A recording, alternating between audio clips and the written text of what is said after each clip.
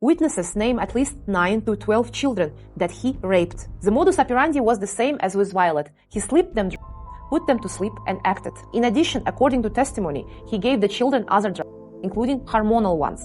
Other statements paint a chilling picture. Yal would mix sedatives into food and drinks, inject boys with syringes, hand them marijuana and other drugs, and even bring hormonal substances from abroad to give them to his children. According to multiple sources, he carried this out both in his own house and in the so-called new shelter. Witnesses claim that after Jakub destroyed the Nature and Skills Center, he fled.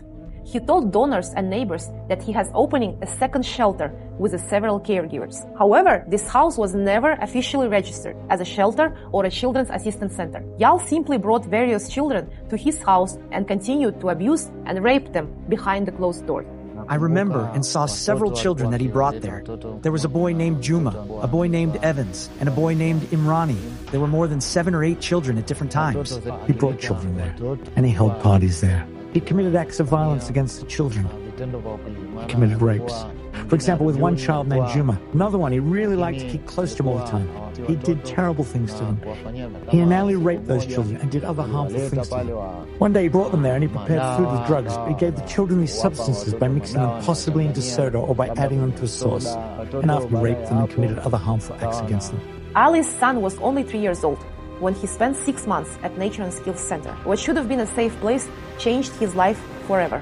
I have a son and I took him to a center called Nature and Skills. At first, when I brought him there, he was very happy. But after a short time, they called me and told me I needed to come get my son because the center was closed. When I went to pick him up, he wasn't happy anymore. I asked him, why aren't you happy? But he didn't answer. So I took him home and stayed with him. Later, I decided to take him out somewhere so we could sit together and talk. I talked to him. That's when he started telling me, Daddy, at the center there was a white man named Jakub. He came and took me and my friend into the same room. When he took us into the room, he held a knife to my head and said to me, shit in my mouth. So I shit in his mouth, and when I did, he was very happy. Then he quickly grabbed my friend Abili. That shocked me, and I ran out fast. As I ran out, I heard my friend screaming in that room. It really scared me. My son told me, Daddy, that made me very afraid. Ali's son was forced into degrading acts. His friend was raped. To this day, his father regrets ever taking his son to the center. He explains that poverty and lack of resources made it impossible for him to seek justice through the police. He felt powerless against the foreigner, certain that no one would listen.